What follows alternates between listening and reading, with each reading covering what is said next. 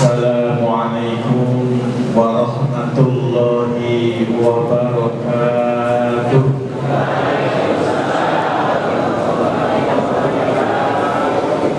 Bismillahirrahmanirrahim. Alhamdulillahilladzi bi ni'matihi tatimmus shalihat. Asyhadu an la ilaha illallah wahdahu la syarika lahu wa asyhadu anna Muhammadan abduhu wa rasuluh. Allahumma salli wa sallim wa barik ala sayyidina wa habibina wa syafi'ina wa maulana Muhammad wa ala alihi wa sahbihi wa man tabi'a sunnatahu wa jama'atahu min yaumina hada ila yaumin nahda amma ba'du. Hadratul Fadil, para alim, para ulama, para tokoh masyarakat, tokoh agama, tokoh adat, semuanya yang kami muliakan, kepada guru kita Bapak Imam, beliau ini termasuk orang tua saya, Pak. Sejak tahun 2005 beliau sudah banyak menasihati saya. Alhamdulillah beliau masih sehat. Semoga Allah beri kesehatan selalu kepada beliau. Amin Allahumma.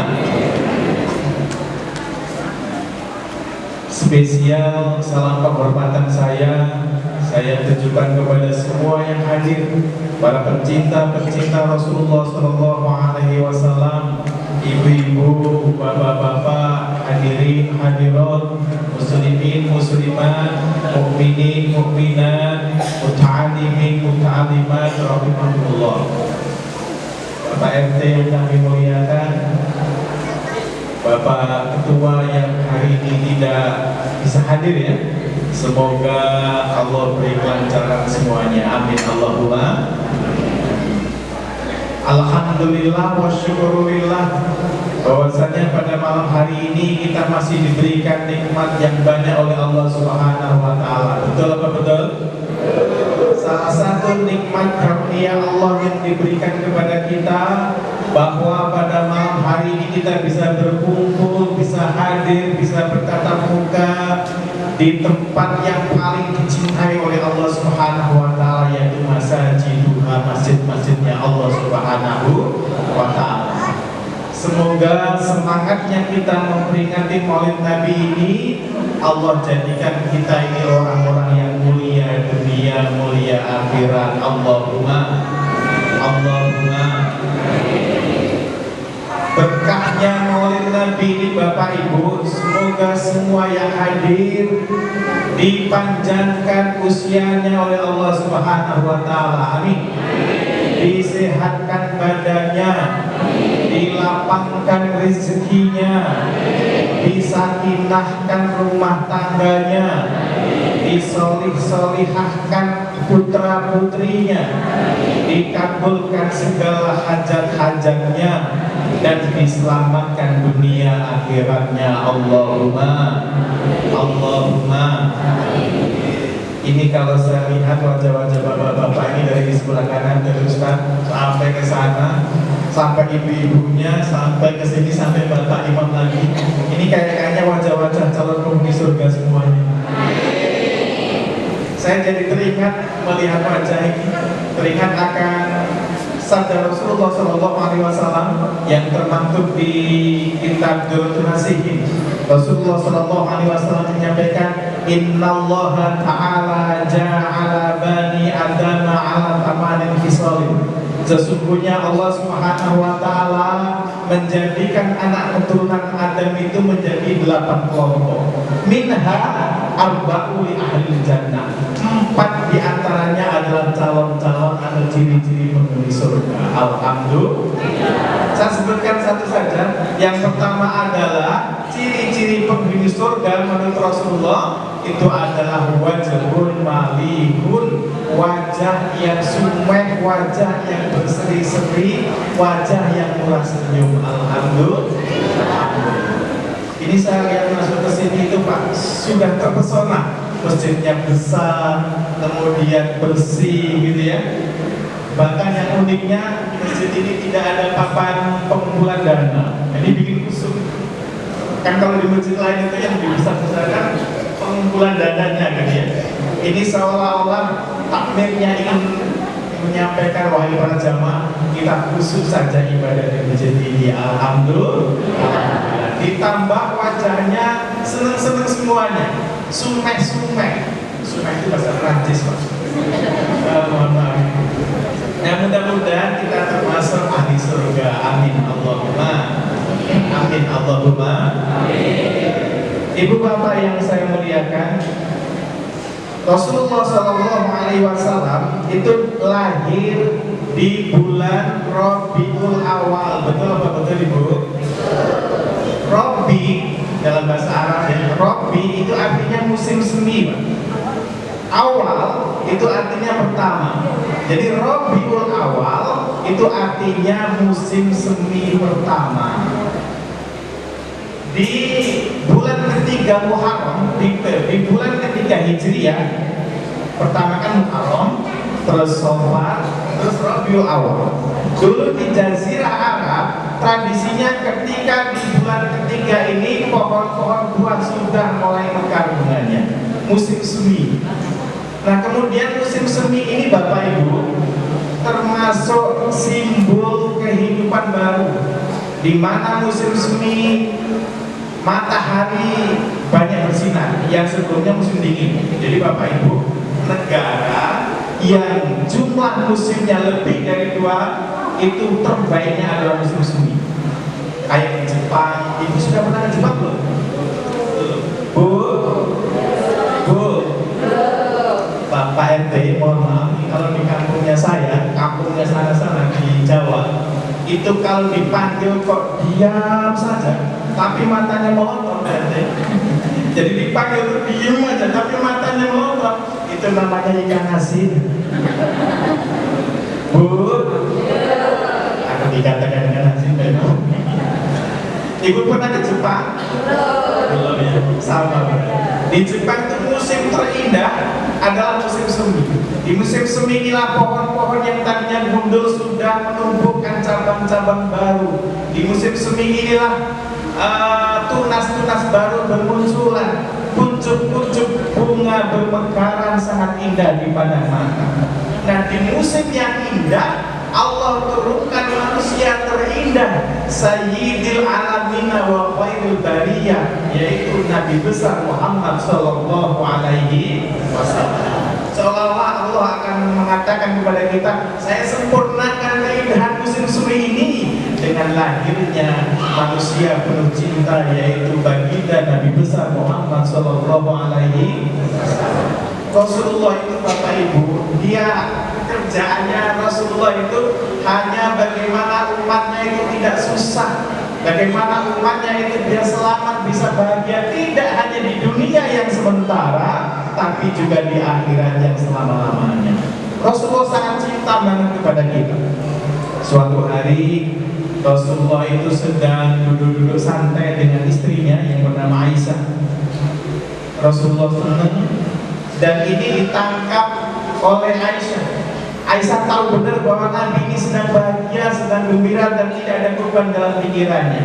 Oleh karenanya Aisyah tiba-tiba meminta kepada Kanjeng Nabi, ya Rasulullah, ud'uhali. Ya Rasulullah, berdoalah kepada Allah untukku di saat-saat Nabi gembira. Nah, ini pinternya seorang istri itu, mintanya saat suaminya sedang senang. Allah hari, doakan saya wahai Rasulullah. Kemudian Rasulullah berdoa, Allahumma gfir li Aisyata ma taqaddama min dambika wa ma ta'akhkhar wa ma asarrat wa ma a'lanat. Tahu artinya Pak? Artinya adalah, ya Allah, ampunilah dosa-dosa Aisyah, gitu Pak. Ampunilah dosa-dosa Aisyah, dosa yang lalu maupun dosa yang akan datang, dosa yang nampak maupun dosa yang tidak nampak. Nah, mendengar doanya Nabi ini, Aisyah senang banget. Saking senangnya itu Aisyah tertawa, kemudian menjatuhkan kepalanya di pangkuan Nabi besar Muhammad Sallallahu Alaihi Wasallam. Nabi mengatakan, wahai istriku, apakah engkau suka dengan doa yang saya panjatkan tadi? Wahai Rasulullah, engkau adalah manusia pilihan, engkau adalah Al-Mustafa, manusia terpilih, engkau kekasih Allah. Bagaimana mungkin saya tidak suka ketika engkau berdoa kepada Allah agar aku diampuni? Ini pasti dijawab oleh Allah Subhanahu Wa Taala. Dia yang tidak disangka-sangka oleh Aisyah, Rasulullah mengatakan, wallahi, demi Allah. Ini yang sangat menggembirakan kita, Pak. Nabi mengatakan, wallahi innaha la du'ai li ummati fi kulli shalah. Demi Allah, wahai istriku, saya berdoa semacam itu untuk umatku setiap sholat. Alhamdulillah. Rasulullah, Pak, kita belum lahir, Rasulullah sudah risau, sudah tidak ingin kita itu susah. Oleh karenanya didoakan oleh Kanjeng Nabi kita yang hadir di sini, ibu bapak yang saya muliakan, setiap sholat Nabi mengatakan, wallahi, demi Allah, saya mendoakan umatku setiap sholat dengan doa yang semacam tadi. Alhamdulillah. Oleh karenanya mudah-mudahan semua yang hadir ini kelak bisa bertemu dengan Rasulullah Sallallahu Alaihi Wasallam. Kelak kita bisa berkumpul dengan Nabi Muhammad Sallallahu Alaihi Wasallam, bisa menatap wajah beliau yang mulia. Amin Allahumma. Amin Allahumma. Sesungguhnya kita itu kan rindu, betul apa tidak? Adanya Maulid Nabi ini karena ada kerinduan yang membuncah di hati kita masing-masing. Betul atau betul, Pak? Kalau rindu versi Bimbo itu dulu mengatakan begini, rindu kami padamu ya Rasul, rindu tiada terperi, berabad jarak denganmu ya Rasul. Satu itu dua, sehabis dua pastilah tiga. Allah, Allah, Allah, itu dia, Pak. Dijawab Allah, Allah ya. Kan nggak mungkin diucap tidak cakep gitu. Kita Allah.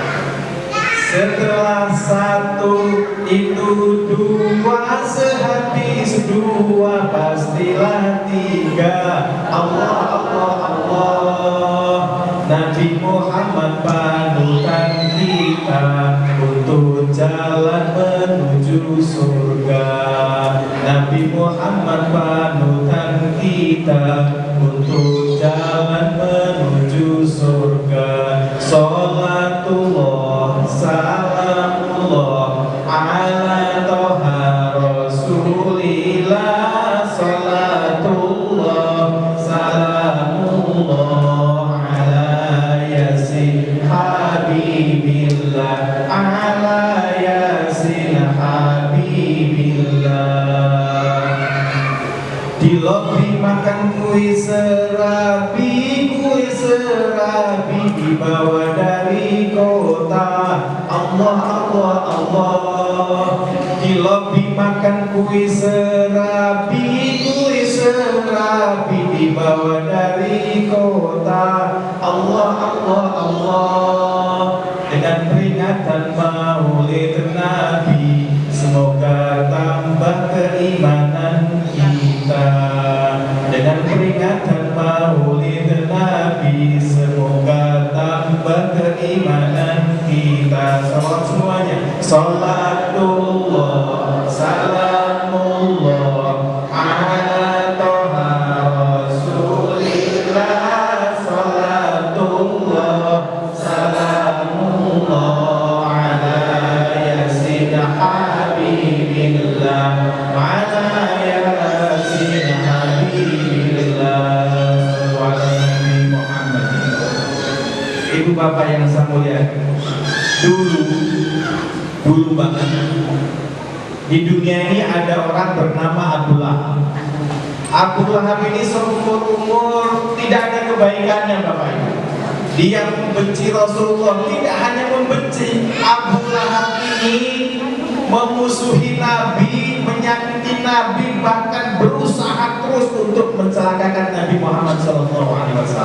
Sehingga saking jahatnya Abu Lahab ini dibuat surat oleh Allah Subhanahu wa taala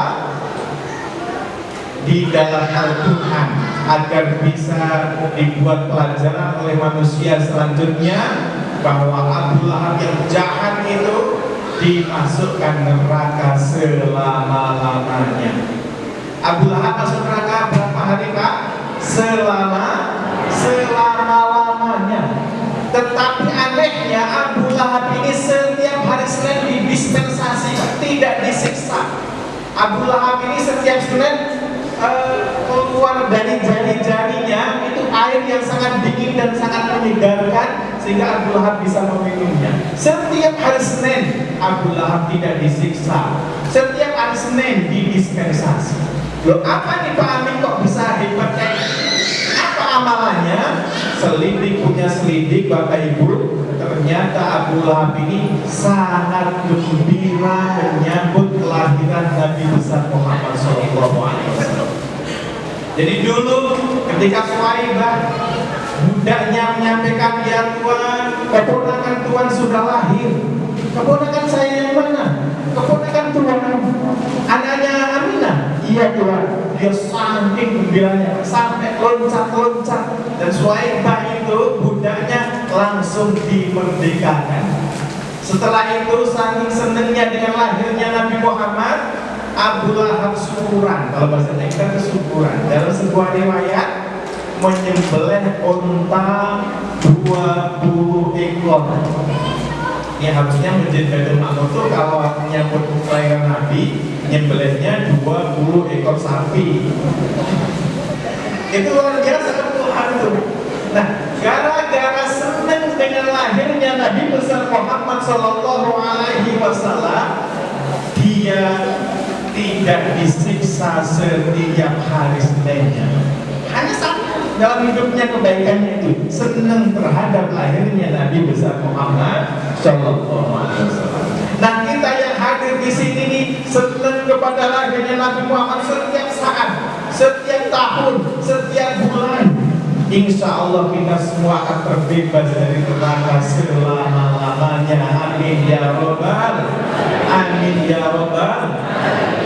Dan kita senang ini Pak, mohon maaf ya, kita senang ini disuruh oleh Allah. Jadi maulid Nabi ini Allah yang nyuruh.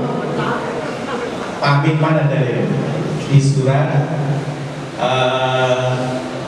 Yunus ayat 58, Allah menyampaikan kul bifadlillahi wa birahmatihi wa bidzalika falyafrahu.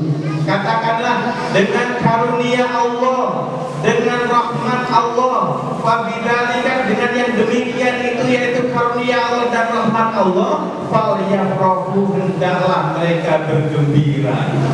Dan tidak ada rahmat Allah yang paling besar di muka bumi ini kecuali wa ma arsalnaka illa rahmatan lil alamin, kecuali diutusnya Nabi besar Muhammad sallallahu alaihi wasallam. Jadi kita bergembira memperingati Maulid Nabi, zikra Maulidin Nabi itu perintah Allah. Paham Bu? Paham Bapak-bapak? Kalau ini perintah Allah berarti tidak bid'ah. Mana ada Allah yang perintah dan kita jalanin terus bid'ah, nggak ada itu. Paham? Jadi dalilnya. Kemudian Rasulullah SAW pernah ditanya tentang puasa hari Senin. Jawabannya adalah dzaka yaumun wulidtu fi, di hari Senin itu saya dilahirkan. Jadi Nabi itu bukan hanya ulang tahun, tapi ulang pekan. Setiap pekan Nabi memperingati hari kelahirannya. Ini sahih hadis. Setiap pekan Rasulullah memperingati hari kelahirannya. Dengan cara apa? Berpuasa. Jadi kalau Nabi memperingati kelahirannya dengan berpuasa, kita dengan pengajian, kita dengan membaca sirah Nabawi sebagaimana tadi dibaca oleh Ustaz, kita kumpul, kita minum-minum bareng, ini adalah sebuah kebaikan bersama. Amin Allahumma. Bapak Ibu yang saya muliakan, jadi hadirnya kita di sini adalah takziman wa takriman wa mahabbatan lin Nabi sallallahu alaihi wasallam. kita mengagungkan beliau, kita memuliakan beliau, kita mencintai beliau. Karena disuruh bergembira ketika mendapat rahmat adalah perintah Allah. Berarti kita mengagungkan oleh Nabi dengan bergembira sama dengan mengagungkan Allah Subhanahu wa Ta'ala. Ketika kita senang dengan peringatan Nabi, dengan peringatan maulid Nabi, sama dengan kita senang kepada Allah Subhanahu wa Ta'ala. Paham? Paham Ibu? Halo? Halo Ibu? Halo? Ini masih hidup semua? Saya khawatir Pak RT, jangan-jangan Ibu yang di sini cuma jasad-jasadnya saja. Ruhnya udah nonton sinetron, ruhnya udah di rumah gitu ya. Masih bisa dilanjutkan Ibu? Masih ya. Ibu Bapak yang saya muliakan, jadi kita memuliakan Nabi, mencintai Nabi, ini adalah bagian dari keimanan kita kepada beliau. Rasulullah pernah bersabda, "Tuba liman amana bi waroni." Beruntunglah kata Nabi, siapa saja yang beriman kepadaku, waroni, dan melihatku. Wah, ini siapa orang sahabat ini? Beriman kepada Nabi iya, melihat beliau juga iya. Berarti siapa Pak? Para sahabat radhiyallahu anhu. Mereka orang-orang yang beruntung. Tetapi Nabi itu menyampaikan itu hanya sekali, marotan. Tuba liman amana bi waroni, marotan, hanya sekali saja. Di satu sisi atau di sisi lain Rasulullah menyampaikan tuba liman amana bi walam yaroni sab'amirorin. Rasulullah menyampaikan beruntunglah orang yang beriman kepadaku dan belum pernah melihatku. Sab'amirorin, 7 kali diulang-ulang Pak. Nah inilah kehebatan kita sebagai umat Nabi Muhammad SAW yang harus kita syukuri. Walaupun kita jauh dari tempat kelahiran Nabi, walaupun kita belum pernah memandang wajah beliau yang mulia, kita belum pernah sholat berjamaah dengan beliau, belum pernah bercengkrama dengan manusia mulia ini, tapi kalau kita beriman, kata Rasulullah, beruntung kita. Alhamdulillah, alhamdulillah. Nah, ciri-cirinya orang yang beriman itu adalah mencintainya, mengikutinya. Dan di dalam Al-Quran, di dalam surat Al-Fatihah kita sampaikan ciri-ciri pengikut Nabi. Muhammadur Rasulullah, Muhammad itu utusan Allah. Walladzina ma'ahu, dan orang-orang yang bersamanya, para pengikutnya, kita ini umatnya, itu memiliki beberapa ciri-ciri. Apa ciri-cirinya Pak Amin? Yang pertama dalam surat itu disebutkan asyidda'u 'alal kufar, tegas terhadap orang-orang kafir. Yang pertama, ciri-ciri umat Nabi itu Bapak tegas terhadap orang-orang kafir. Ini saya jelaskan ya. Penjelasan yang pertama, tegas di sini adalah untuk kafir harbi. Kalau ada seorang kafir atau orang-orang kafir yang memusuhi Islam, ingin memerangi kita kaum muslimin, maka kita tegas, harus kasar, harus bermuka masam, dan tidak boleh bermesra-mesraan. Kita harus tegas terhadap mereka ini. Sebagaimana Allah Subhanahu wa Ta'ala sampaikan, ya ayyuhalladzina amanu kunu ansarallah, wahai orang-orang beriman, jadilah kalian penolong-penolong agama Allah. Jadilah kalian penolong-penolong agama Allah. Kama qala Isa bin Maryam lil hawariyina, sebagaimana Isa bin Maryam mengatakan kepada para murid-muridnya al-hawariyun, man ansori ilallah, siapakah di antara kalian yang mau bersama-sama dengan saya menolong agama Allah? Para muridnya itu al-hawariyun dengan bangga menepuk dada, nahnu ansarullah, kami adalah penolong-penolong agama Allah Subhanahu wa Ta'ala. Ketika dengan kafir harbi tidak boleh bermesra-mesraan. Paham? Paham Pak? Amin. Itu namanya kan fanatik. Dan kalau untuk agama harus fanatik. Memang ada riwayat mengatakan laisa mina man da'a ila sabiyah, tidak termasuk golongan kami orang yang mengajak fanatik, fanatik golongan, fanatik suku, fanatik partai, fanatik organisasi. Ini kalau terlalu fanatik justru tidak akan dianggap umatnya Nabi Muhammad SAW. Tetapi kalau untuk agama, fanatik adalah wajib. Paham Bapak Ibu? Contoh begini, ada orang Sunda, dia cinta kepada suku Sunda. Betul apa betul? Betul, bagus. Tapi kalau ada orang Sunda, dia fanatik kepada suku Sunda, itu yang tidak bagus. Ada orang Melayu, cinta kepada suku Melayu, boleh apa boleh? Boleh, bagus. Yang tidak boleh adalah fanatik kepada suku Melayu. Ada suku Batak, cinta kepada sukunya, boleh apa boleh? Boleh. Yang tidak boleh adalah fanatik kepada suku Batak. Kalau ada orang Islam cinta kepada Islam, boleh apa boleh? Bagus. Fanatik kepada Islam wajib. Paham ya? Kalau misalnya, saya ini kan orang Jawa, saya nggak mau lah dengerin ceramah selain orang Jawa. Memangnya Nabi lahir di Solo? Itu namanya fanatik buta. Saya orang Minang nih, kalian ceramah bukan orang Minang, saya nggak mau dengerin. Ini namanya fanatik. Saya partainya ini, saya organisasinya ini, saya nggak mau lah berjamaah dengan dia. Dia beda madhabnya. Ini namanya fanatik yang tidak diperbolehkan. Tapi kalau untuk Islam wajib fanatik. Itu yang pertama. Kita harus tegas terhadap kafir harbi yang memusuhi kita. Tapi ketika orang kafir itu tidak memusuhi kita, kita juga harus adil kepada mereka, harus berbuat baik kepada mereka, harus saling hormat menghormati, tunjukkan kepada mereka bahwa Islam adalah rahmatan lil alamin. Kalau Bapak punya tetangga Kristen, kemudian gentengnya bocor, kita bantu membetulkan, bagus apa bagus? Bagus. Ada tetangga Kristen, kemudian dia lahiran, punya anak, kita nengok, boleh apa boleh? Boleh.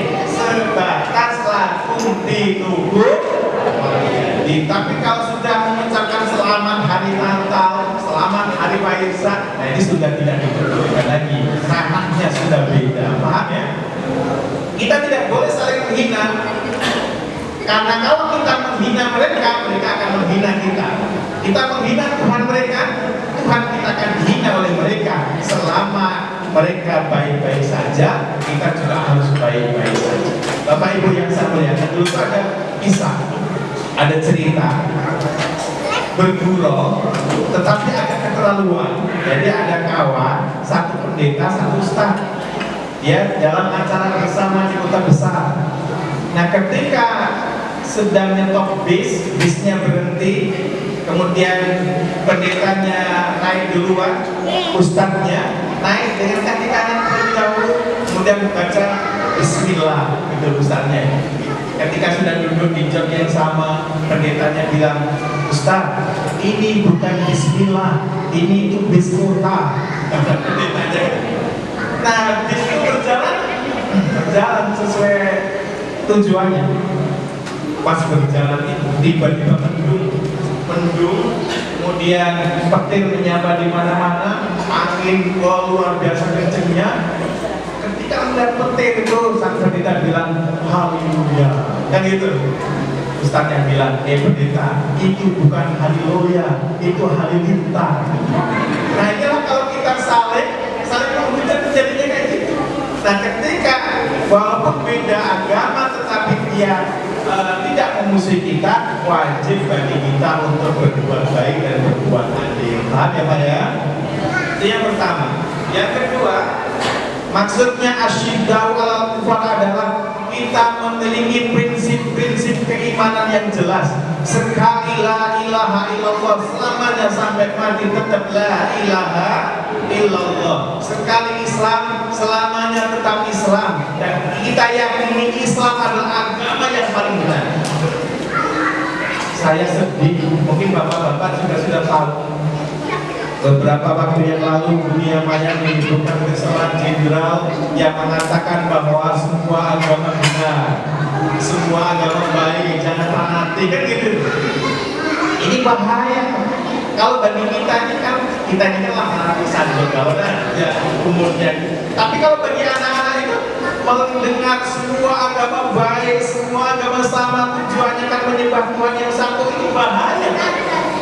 Paling tidak dia bilang ini, semua agama baik menurut kepercayaannya masing-masing. Bagi saya Islam, Muslim, maka yang paling benar adalah agama Islam. Selainnya salah. Islam benar, Kristen apa salah? Saya tidak tahu. Saya punya agama saya sendiri, betul. Inna indallahi Islam, there is no religion without the Islam. Tidak ada agama bagi Allah kecuali Islam. Wa ma yaqtadi ghairal Islam dinan fala yuqbal minhu. Barang siapa yang mencari agama selain Islam, maka akan ditolak oleh Allah Subhanahu wa taala. Ini kita jelas. Kalau anak-anak diajari semua agama baik, semua agama benar, ini nanti gak ada prinsip. Akhirnya orang maulid Nabi dia ikut maulid, orang Waisak ikut Waisakan, orang Natalan Desember dia ikut Natalan, ada Isra Mi'raj datang ke Isra Mi'raj lagi, orang nyepi dia ikut nyepi. Ketika ditanya bapaknya, nah, Cung, ya, kenapa kamu mau ikut semuanya itu? Kenapa kamu gak punya prinsip? Loh, katanya semua agama baik, katanya semua agama benar. Ini kan rancu ya. Kalimat kayak gini ini seolah-olah madu yang sangat enak, tetapi ini sebenarnya racun yang sangat mematikan. Akhirnya anak-anak kita gak punya prinsip. Dan gak punya prinsip itu ibu, kalau dalam sayur-sayuran itu namanya tauge. Apa bu? Tauge. Ibu tahu tauge bu? Halo? Tahu ya? Tauge itu gak punya prinsip bu. Tauge itu kemana-mana ikut aja. Orang bikin soto tauge ikut, orang bikin bakso kadang tauge ikut, orang bikin nasi rawon tauge ikut, orang bikin campur tauge ikut, orang bikin apa lagi?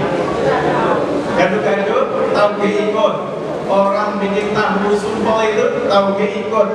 Tauge itu kan punya prinsip kemana-mana ikut aja. Makanya bu, tauge itu beko semua, nggak ada tauge yang lurus. Dan dia nggak punya prinsip. Coba besok ibu ke pasar beli tauge 1 kilo, disebar di lantai, nggak ada yang lempeng bu, beko semua. Nah muslim itu nggak boleh berminta tauge, kita harus tegas. Sekali la ilaha illallah, selamanya sampai mati tetap la ilaha illallah. Kita jaga keimanan itu. Tidak hanya kita jaga, kita wariskan ke anak cucu kita. Ulama mengatakan bahwa iman ini adalah amanah. Artinya amanah apa? Harus kita lestarikan sampai ke anak cucu kita. Makanya kita harus punya prinsip. Ini hadiah termahal Pak. Iman itu tidak bisa dicari di mana-mana. Ia tak dapat diwarisi dari seorang ayah yang bertakwa. Ia tak dapat dijual beli. Ia tiada di tepian pantai. Jadi iman itu gak bisa diwarisi Pak, gak bisa dijual beli. Gak ada orang jualan iman kan? Kalau tokonya Pak Iman ada orang punya toko namanya iman. Tapi kalau yang jual iman gak ada. Nah ini yang harus kita syukuri. Ini hadiah dari Allah.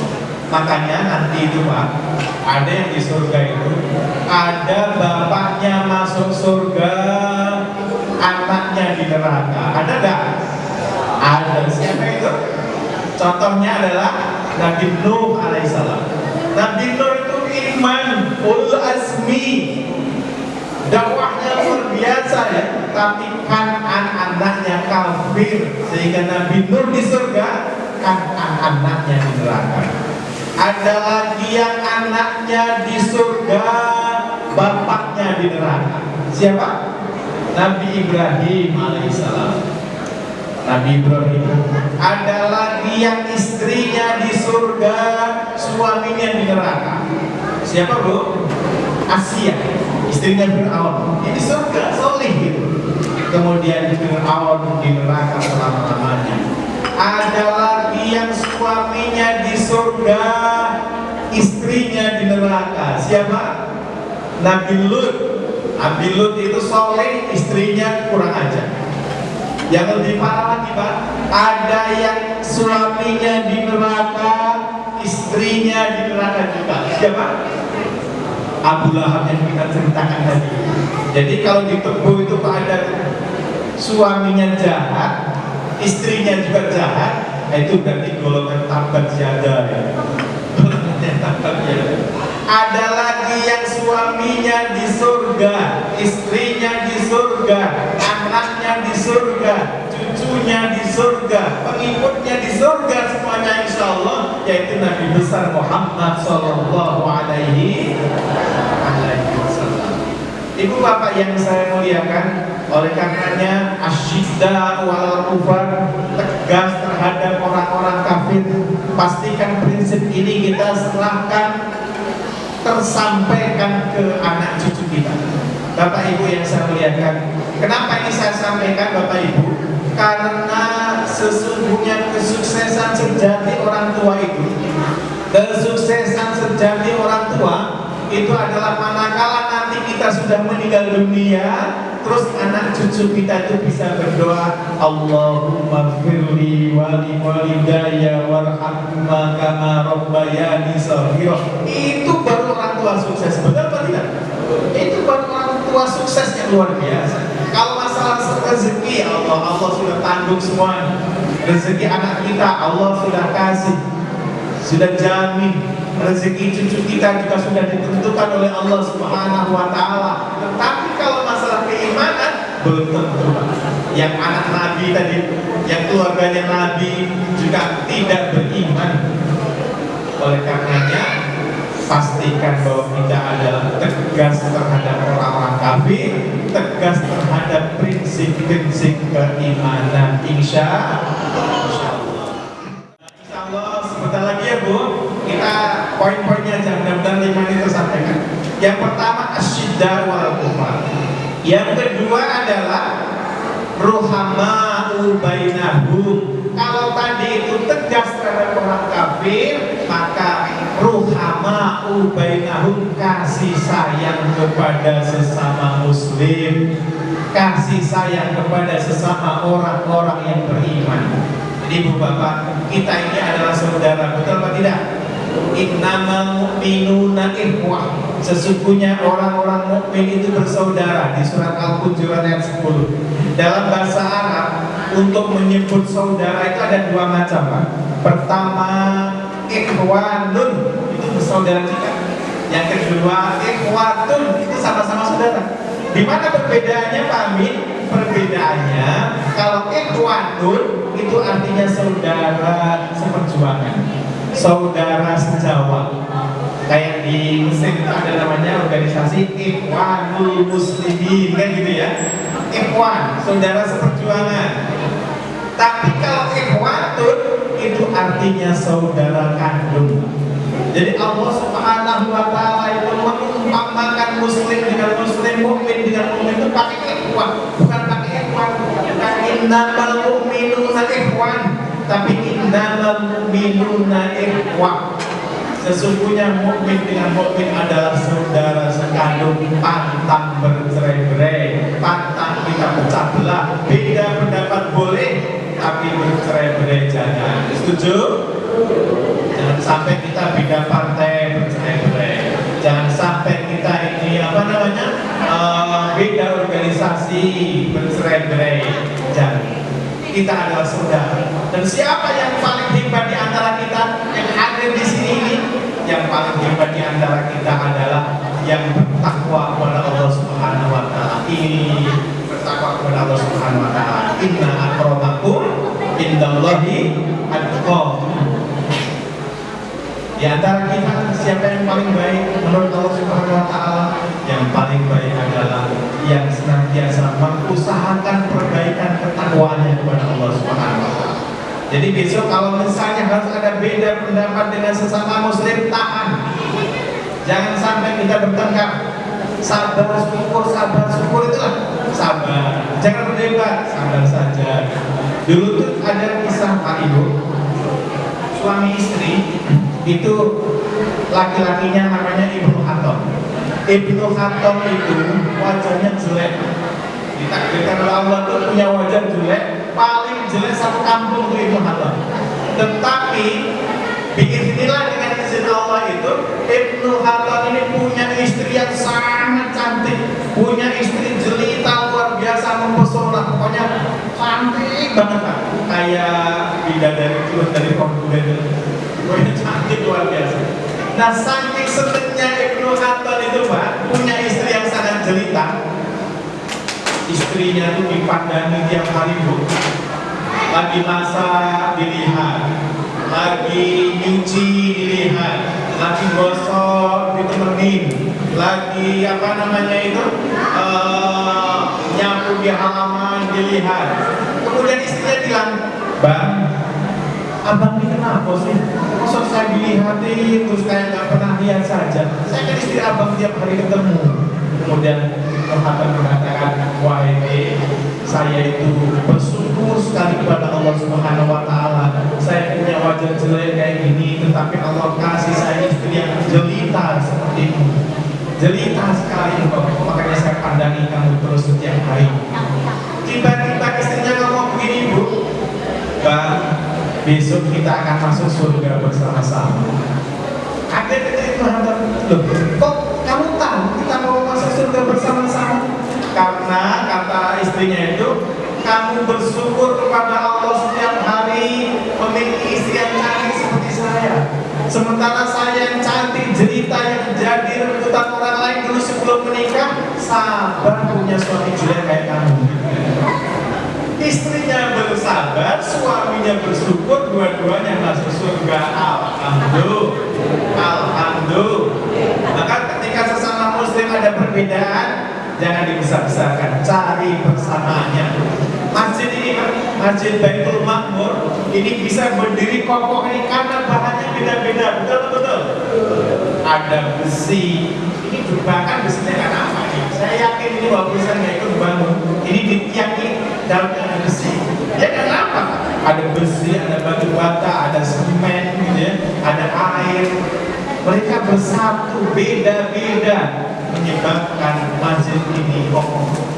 Coba kalau masjid itu bahannya kaca semua, toiletnya kaca semua, kita nggak bisa pakai Pak, terang gede. Taman bunga yang indah itu Bu, ketika di taman itu ada bunga anggrek, ada bunga mawar, ada bunga matahari, betul-betul. Ada bunganya merah, kuning, hijau, ungu, ada warna-warni. Itu taman menjadi indah. Taman tidak akan bagus manakala bunganya anggrek semua, bunganya bunga bougainville semua, itu tidak akan indah. Taman itu menjadi indah manakala bunganya beda-beda. Oleh karena itu kaum muslimin boleh jadi apapun, boleh jadi pejabat, boleh jadi teknokrat, boleh jadi pengusaha, boleh jadi petani. Yang penting kita adalah bersaudara. Bagaimana menjaga Islam ini sebaik-baiknya. Paham Ibu? Bu? Jadi judulnya, intinya, pokoknya ya Islam.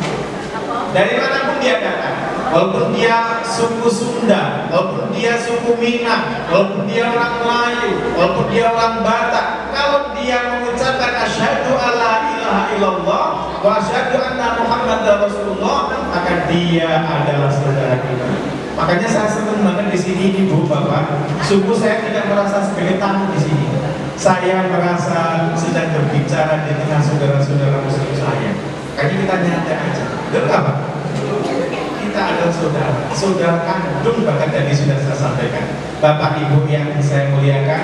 Kemudian yang ketiga, rukaan sujada, ciri-ciri pengikut Nabi Muhammad itu ruku dan sujud, tarahum rukaan sujada. Engkau lihat ciri-ciri pengikut Nabi Muhammad itu senantiasa ruku dan sujud, senantiasa sholat 5 waktu. Itu Bapak. Saya tanya nih Bapak-bapak, kalau besok pagi tiba-tiba tidak sholat ya, kamu masih serupa dengan saya ikut bersama. Begitu juga ketika ibu punya cewek, punya anak gadis, sudah balik, dok, anakku sini, ini mukena, ini jilbab, ini baju gamis, tolong dipakai, tutup auratmu, sholat. Nah, kalau kamu tidak sholat, saya boleh dosanya. Paham ibu? Paham ibu? Nah, termasuk ibu-ibu ini kalau saya lihat kan cantik-cantik semua nih, kerudungnya bagus-bagus, ada merah, ada kuning, ada hijau, ada krem, ada yang sekali bayar, 2 kali bayar, 3 kali bayar. Enggak, pulau di kepala. Jangan sampai ibu ketika harus main Facebook lepas jilbab, gitu maksud saya bu, tetap pakai kayak gini terus. Setuju bu? Karena kalau ibu itu main Facebook, produknya dibuka, jutaan manusia dunia melihat aurat ibu. Ibu doa nangis-nangis tengah malam ketika takbir, ya Allah berilah rezeki kepadaku untuk menyekolahkan anak saya, untuk menikahkan anak saya. Beri ya Allah. Ini malaikat bilang hapus dulu akuntanmu, kan gitu. Makanya ibu kalau sudah kandung ngamut yang bukan Allah, tolong dihapus, ganti dengan yang tertutup rapat seperti malam ini. Insya Allah. Ibu bapak yang saya muliakan, sholat ini penting sekali. Allah Subhanahu wa Ta'ala sudah mendesain sholat ini adalah tidak memberatkan kita. Contoh, jadi tidak ada alasan kita nggak sholat. Sholat duhur itu kan tengah hari, betul apa tidak? Tengah hari itu Pak, walaupun agamanya Kristen, Hindu, Buddha, Konghucu, Majusi, Kejawen, yang tidak punya agama sekalipun, kalau setengah hari itu pasti istirahat, betul? Pasti istirahat. Nah kita selaku Muslim di sela-sela istirahat itu baru disuruh sholat 4 rakaat saja.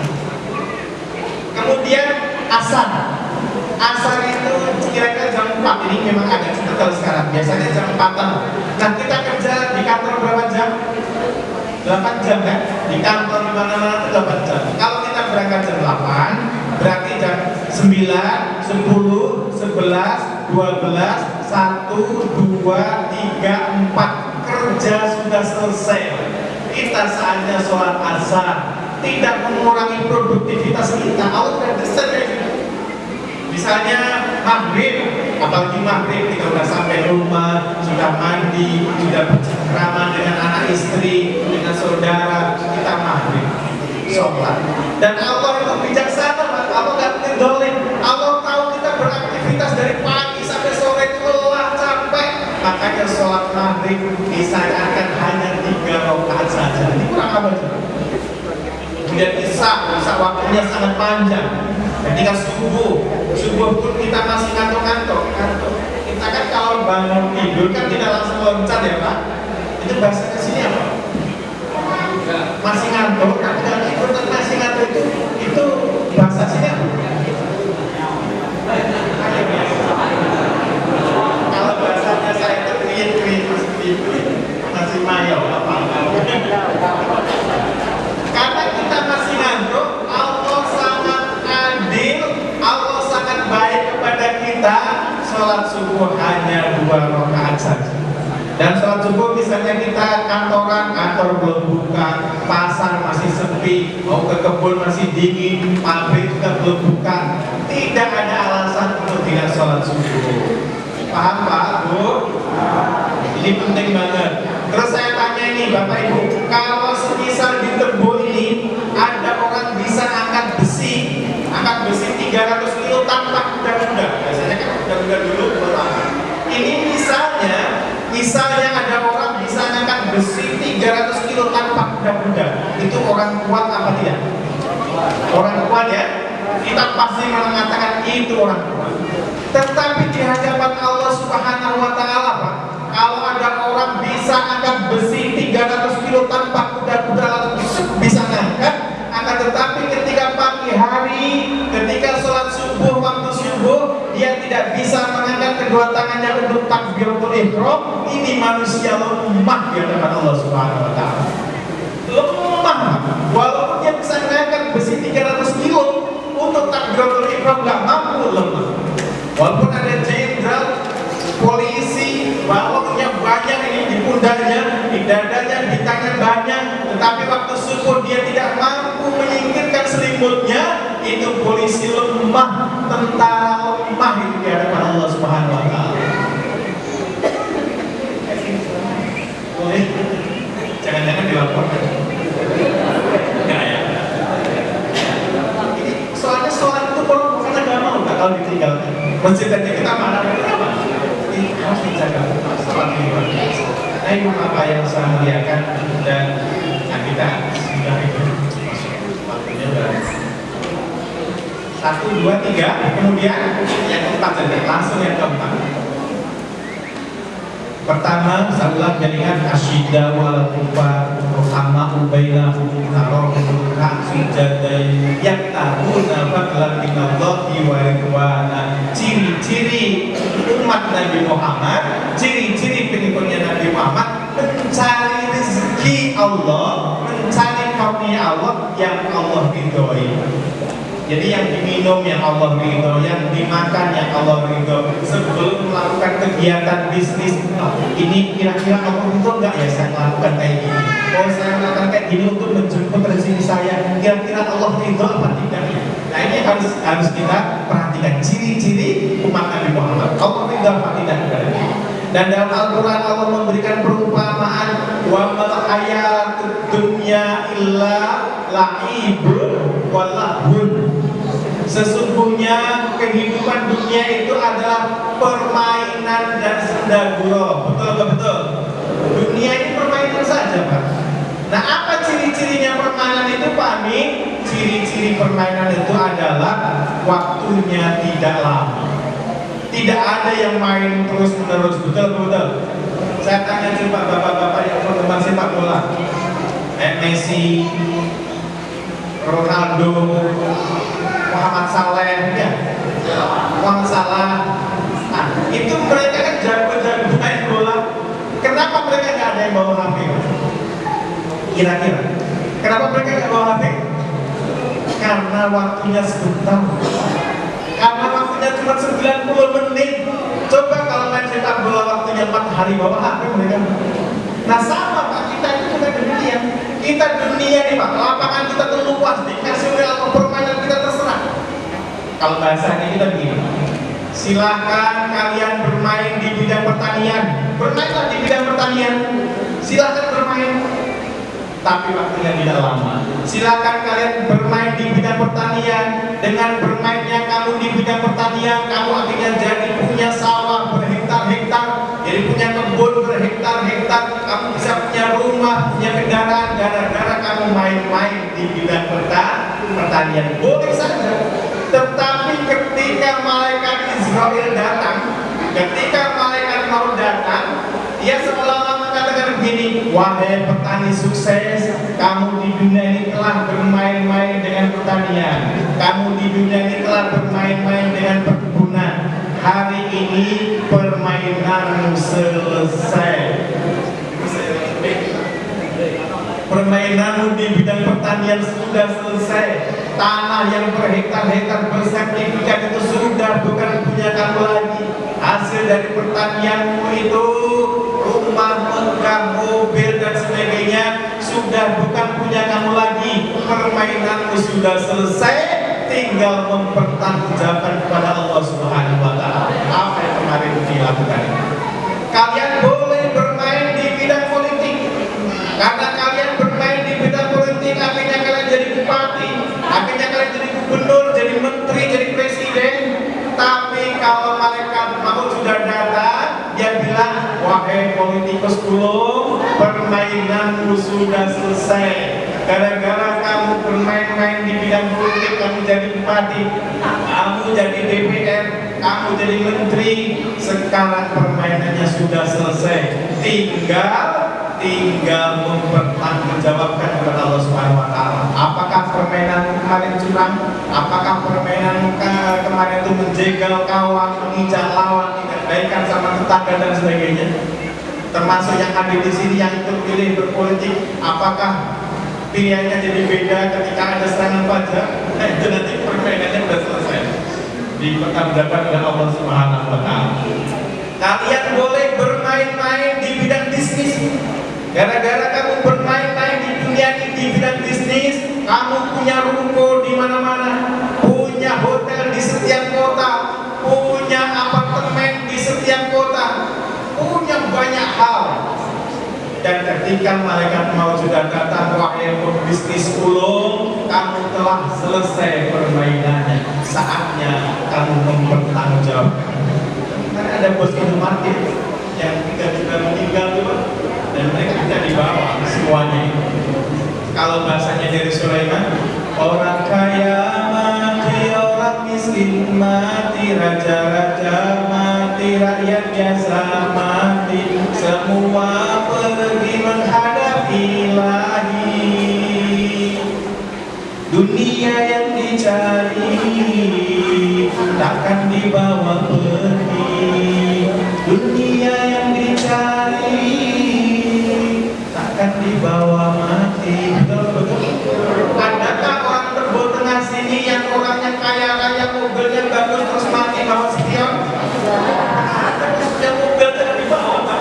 Kalau sudah mati itu sebenarnya kita banyak kampung cerita. Terakhir saja. Terakhir adalah sima bumbi wujuhihim min athari sujud, yang itu ada bekas sujud di wajahnya. Itu ciri-ciri Nabi Muhammad sallallahu alaihi wasallam. Ini wajah saya yang paling baik, saya tundukkan, dan yang tinggi hanya engkau. Wajah kita ini yang paling mulia. Makanya kalau kita disuruh foto KTP, disuruh setor pas foto, yang difoto wajah kita, betul Pak? Bukan batang kita. Karena wajahlah yang paling mulia, wajahlah yang mewakili kita gitu. Itu pun kita rendahkan serendah-rendahnya sampai lantai kita cium, kita sujud, dan kita dengan ikrar ikhlas mengatakan subhana rabbiyal a'la.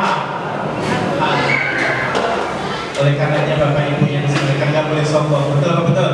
Dan apalah yang akan kita sombongkan? Kalau Bapak Ibu pengen sombong, Bu, ingatlah ini yang saya sampaikan. Kalau Bapak Ibu pengen sombong karena memiliki wajah yang cantik, wajah yang tampan, ingat wajah lain kita itu hanya tengkorak. Kalau Bapak Ibu pengen sombong karena punya jabatan yang tinggi, ingat jabatan tertinggi kita nanti itu almarhum atau almarhumah. Kalau kita kepingin sombong karena memiliki kain yang bagus, kain yang mahal, ingat pakaian kita nanti hanya kain kafan saja. Kalau kita nanti kepingin sombong, kalau kita ingin sombong karena punya mobil yang mewah, ingatlah mobil kita terakhir adalah mobil jenazah saja. Kalau kita ingin sombong karena punya spring bed bagus, kita punya tempat tidur yang bagus, tempat tidur kita nantinya tanah tanpa alas sedikit pun. Betul apa betul? Betul apa betul? Makanya kita tidak boleh sombong. Bu, untuk meninggal dunia syaratnya itu, Ibu mau meninggal dunia, misalnya saya ingin meninggal dunia, itu pun ada syaratnya loh.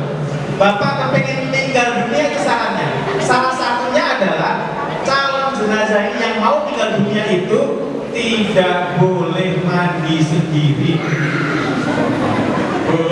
Kalau ibu kok sudah bosan terus kepengen tinggal dunia, syaratnya tidak boleh mandi sendiri. Kalau masih mandi sendiri nggak jadi nikah. Artinya apa? Ketika kita sudah meninggal dunia saja kita butuh orang lain, butuh tetangga, butuh kawan, betul. Kita tidak ada yang pantas untuk kita sombongkan.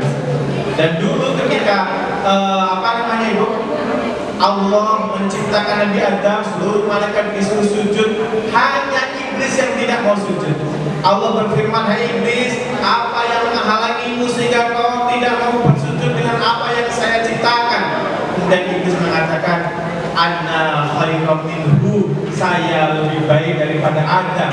Khalaqtani min nar wa khalaqtahu min tin, saya diciptakan dari api, Adam diciptakan dari tanah. Api lebih indah, berkobar, menyala-nyala, sementara tanah datar dan tidak ada apa-apanya. Saya lebih baik daripada Adam.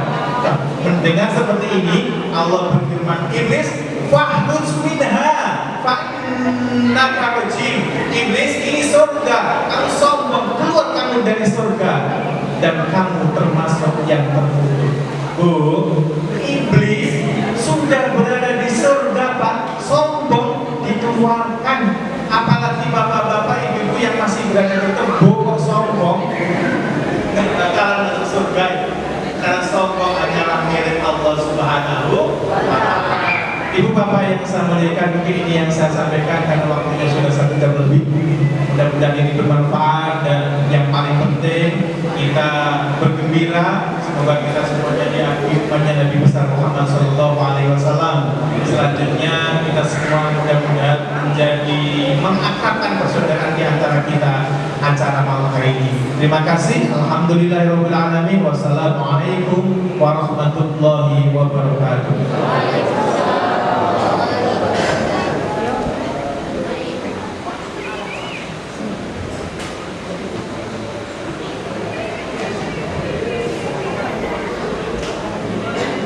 Terima kasih.